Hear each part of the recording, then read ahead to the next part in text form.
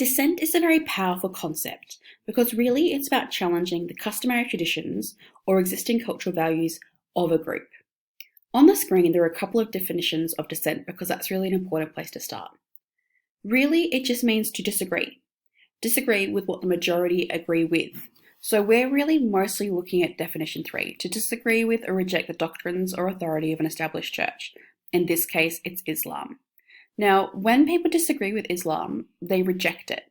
They move away from the core teachings, and often it has to do with things like the acceptance of science or because of negative perceptions of Islam as a religion.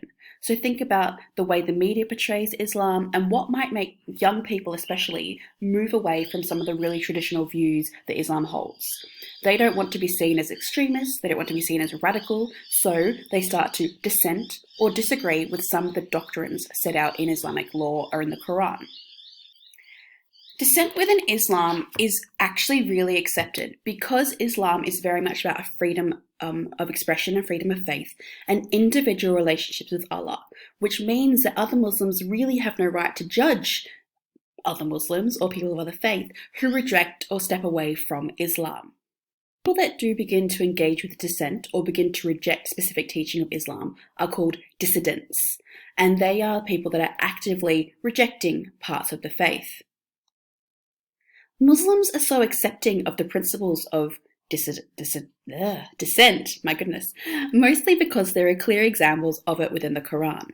There are a couple of different examples on the screen of in the Quran where Allah has made a decision and someone has questioned him, has questioned whether that's a good idea. For example, this one here. When Allah made humans and the angels questioned him, will you put there one that will do evil and shed blood?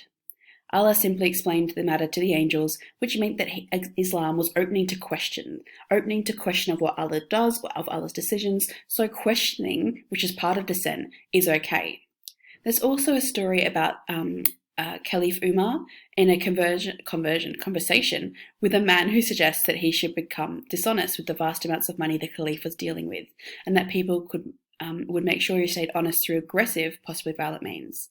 The Caliph simply replied, thanking Allah for people who would keep him honest. So, in a way, Islam actually almost expects people to question your actions, to question your decisions as a way of making sure that you are keeping the faith.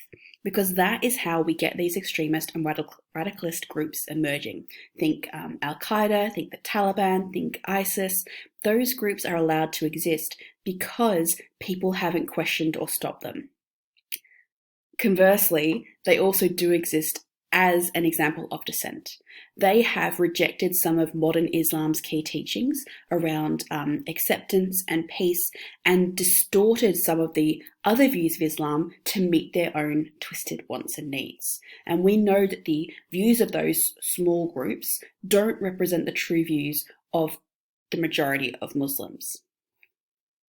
A concept that is very closely linked with dissent is apostasy.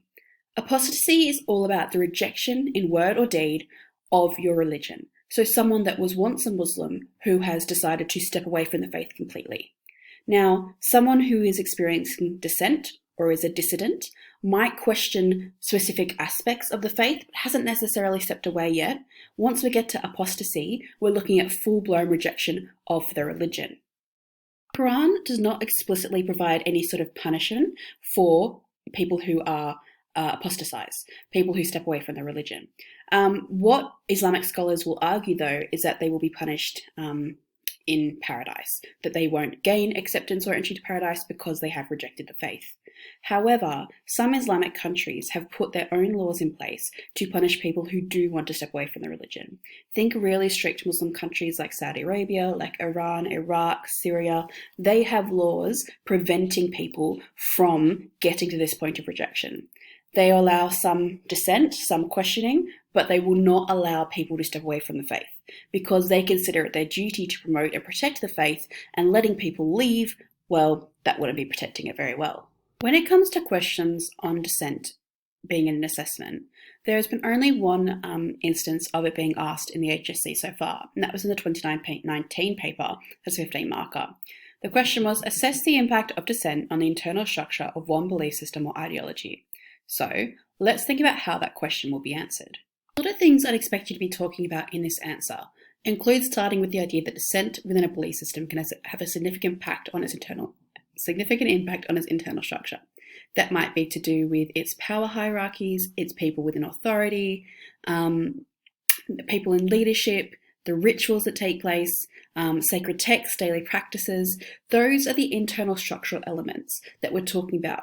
And you need to make an assessment or a judgment about how dissent might impact those things. So how might dissent in Islam impact how people view the Quran or interpret the Quran? How might it impact how people undertake the 5 pillars of faith? How people put faith in people in positions of leadership, the muftis, things like that. How might it impact the Hajj? How might it impact Mecca, Medina? These are the sorts of aspects you need to consider, and you need to make a judgment because that's what assess means. So, how might dissent impact on the Quran? Well, if people start to question the Quran, people might start to look for alternative interpretations, which might then decrease the importance of the Quran in some people's eyes. However, it would end up having somewhat limited impact on the Quran because it's such a widely understood and upheld interpretation of Allah's words through the Prophet Muhammad. Okay? You would be able to argue a lot of the time that in Islam, dissent doesn't have too much of an impact because Islam itself is so accepting of dissidents and so accepting of people questioning that really changes aren't really going to happen because they're so open and willing to talk through people's questions that they might have. For a 15 marker, remember we're talking 4 to 6 pages, and that key term assess is so important. You need to make sure you're making a judgment in every single paragraph about whether or not dissent has an impact on one of those internal structural elements or not. Introduction, conclusion, there's your essay. That's a really quick overview of dissent. If you have any other questions, please don't hesitate to send me an email.